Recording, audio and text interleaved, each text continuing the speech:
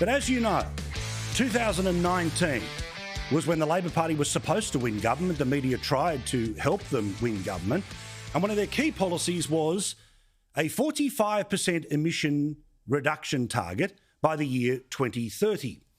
Well, funnily enough, that didn't go too well. We all know what the result was of the 2019 election. But even Bill Shorten himself, after having to lick his own wounds and not being in the lodge, said that that was a policy that he probably wouldn't have taken if he got another chance to refight the 2019 election.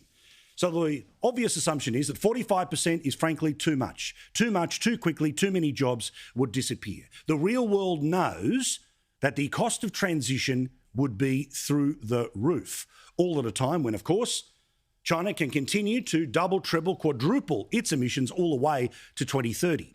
So Australia would be fighting with one arm tied behind its back against a China that would be even bigger and even dirtier by 2030. So we got, the day after we came off the air at the end of last year, finally the Labor Party's climate policy. And it reads like this. The government is planning a reduction in 27%, but Labor have now settled on 43% because a magical 2% difference is apparently going to be enough for the Labor Party to win yet another unlosable election. Also on their policy mix, the ALP says that the renewable sector of our energy market should make up 82%, count it, 82% of your current power scenario. So they're going even harder than Shorten, who was promising 50% at the last election, while a magical 2% reduction in emissions means we're not Shorten. And the Labor Party have effectively redoubled on the same idea rejected, but have found a new way to sell it. And this is the way that Albo thinks he can fool you. Our plan will create 604,000 extra jobs by 2030. 5 out of every 6 of these will be in regional Australia. Hundreds of thousands of new jobs that will fall from the sky. The unemployment queues will disappear. In fact, we will need to have more babies so they can put on the hard hats and take on the new jobs in renewable energy. But just as he was a gift in 2019, when, as the Shadow Treasurer, Chris Bowen told you if you don't like the policy, don't vote for it, guess what his responsibility is going into the 2022 election? Climate change. His magical idea of more renewables and 2% difference from the Shorten policy that was grossly rejected, of course, has been high-fived by most people in the media who want the Greens version of things, let alone the evil government. Of course, it doesn't matter to them what China is actually doing, and who cares about the number of jobs that will actually be lost in the transition, because none will be happening at the ABC or The Guardian. None will be happening at think tanks. We won't be reducing the number of Greens senators in the parliament. No, the only transition is for you, and you have to shut up and take it. Well, Chris Bowen turned up at what is normally a very friendly and very activist part of the political scene in Australia, the National Press Club, in the days after the policy was there. We weren't on the air. The assumption was no one would be paying attention. But when you actually started to look into the detail of the policy of how do they get to these magical numbers, well, they don't stack up. Greg Brown asked a question from the Australian newspaper, and it was a beauty. Mr Bowen, former ACTU President and Labor MP Jenny George says she thinks the predicted jobs growth under the modelling for your plan is quite unbelievable, given that just 64,000 of those jobs will be directly created from your policies. Hang on, 64,000? So that's the actual jobs in building the wind farms, in putting up the solar farms, in building the batteries. But didn't they promise hundreds of thousands of jobs? Oh, Greg's got more. Now, looking at the modelling, it predicts that more than half of all jobs created, 306,000, will be through, and I quote, economic development induced via low power prices. So does this mean that the jobs growth under Labor's plan is largely dependent on lower power prices making unrelated industries more competitive? And can you explain the sectors that will benefit most from these 306,000 extra jobs that are created from lower power prices? So 600,000 jobs, where only 64,000 are actually in building the stuff that once it's built, it requires, well, few people to actually run it because, you know, the sun and the wind are the ones doing it, not the shoveling of coal into a furnace. So exactly how did Chris Bowen answer this rather obvious question that nobody else in the press gallery had the balls to ask, because it is the question that destroys their sales pitch on the shortened -2 climate policy?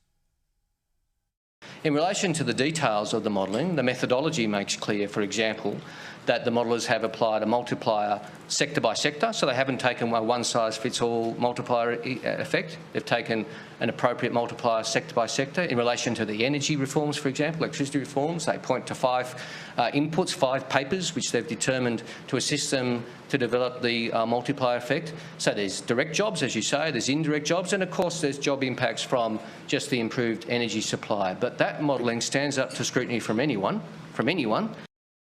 Oh, okay. Clear as mud. Word salad.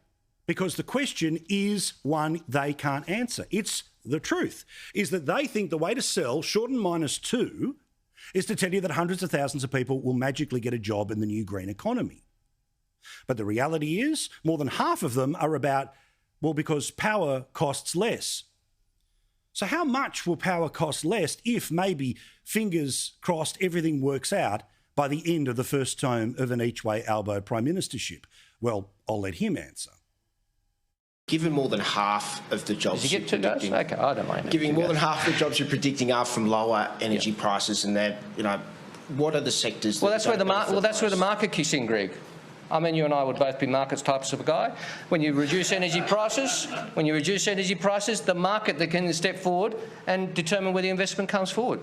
You reduce energy prices, manufacturing then has a chance for a new lease of life. When you reduce energy prices, a whole range of inputs can then be factored in to a lower cost of production. The market then takes off. That's the beauty of having good policy to reduce energy prices. Yeah, okay. So well done to Greg Brown, 3 from 3. So, Albo, could you please tell us how 300,000 people will magically get a job because of cuts in power prices? It will see electricity prices fall from the current level by $275 for households by 2025, at the end of our first term. Seriously? You couldn't hire a tradie to do half a day's work on your house for $275, yet magically more than 300,000 people, their entire wage will be paid for by a reduction of $275 a year? Are you paying attention, Australia? Of course you are. But the media, who all sat there and tittered and giggled because, oh, what a clever thing to say to that evil guy from The Australian. We're market guys. It doesn't stack up. You know it and I know it. So what about another one of the climate con that the Labor Party's trying to put their way? They say that they are going to spend $20 billion over 10 years to rewire the nation. Because once you move from the current system to one where renewable energy is moving up and down the lines, well, that costs a lot of money. So $20 billion, that should be enough, right? Only problem is the CSIRO have told us, I've shown you this before, the actual cost of rewiring the nation is $1 trillion. This is in the introduction of their own report. $1,000 billion. $1 trillion. So he's only off by $980 billion. Just like he's only off by at least 300,000 jobs. And he can't say that this is some obscure report nobody told him about. Spearsy did it on Insiders. The CSIRO has also done a bit of work on this. Right. It has suggested in an earlier report the electricity system alone will require expenditure of almost $1,000 billion by current service providers, new entrants and customers by 2050 to get to this target. So that's $1 trillion. Does that sound about right? Well, these are research that's being done. Yes, it is. And it tells us that the cost of rewiring the nation is $1 trillion by 2030, not $20 billion.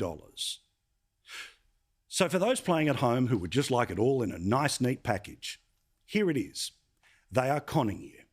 The promise is that power prices will fall. Best case scenario, $275 a year by the end of their first term. Maybe. The promise is that 604,000 jobs will magically appear because they're going to spend $20 billion to rewire the nation over 10 years, but the actual cost, $1 trillion. Now, 38,000 people currently work in the thermal coal industry, in and around things like the coal-fired power stations. Again, they apparently will be magically replaced by 604,000 brand new shiny jobs, of which 300,000 are magically going to happen because of a $275 reduction in your power bills, but the actual number is 64,000 people who would end up getting a job building the infrastructure that will make billionaires in Sydney and Melbourne very rich. Now, the media knows this. They saw the hole that was plugged in this thing within a couple of days, but they didn't report on it because they think it's time to end the climate wars. So here's my point. This isn't about whether climate change exists or not. This isn't about whether we need to do something about climate change. It's about being honest with people about the cost of transition. This is marketing spin because shorten -2 is exactly the same policy that you rejected in 2019. Now, I get whatever whinges some people have with the current government, but I'm telling you up front what the opposition will deliver. They're trying to pull a Joe Biden here. We're so moderate before an election, and you know how they'll govern after it. And we got another report today about how much are Australians actually willing to pay when it comes to the cost of dealing with climate change. Well, surprise, surprise, my dear friends. The biggest number of people who are willing to pay nothing remains exactly the same as it was before Labor's climate con, before net zero 2050 was forced upon all of us by the big end of town. 46% of Australians want to pay nothing. Does that sound like what it's going to cost if it actually costs an extra $1 trillion to change the electricity network? And God love the people that are willing to pay up to $300 a year. That's 27% of the country. Up to 600 is 11%. To 900 is 7%, $1,000 is 5%, and more than $1,200 a year is 4%, which, funnily enough, is the exact radio percentage that Radio National gets in their surveys. Rich people from suburbs who will not be affected want you to pay. They want you to pay in the suburbs and they want you to pay in the regions. And they think that you're dumb hecks that if promised an extra 600,000 jobs will magically decide that's the way to go because that's our future. It's a con. Remember, the government has its position that's exactly the same as the one they took in 2019, about 27%. It's not about 2050, it's about 2030. China can do whatever the hell it wants till 2030, and the Labor Party wants shorten -2%. And they're only $980 billion off. And that's before they even get into government.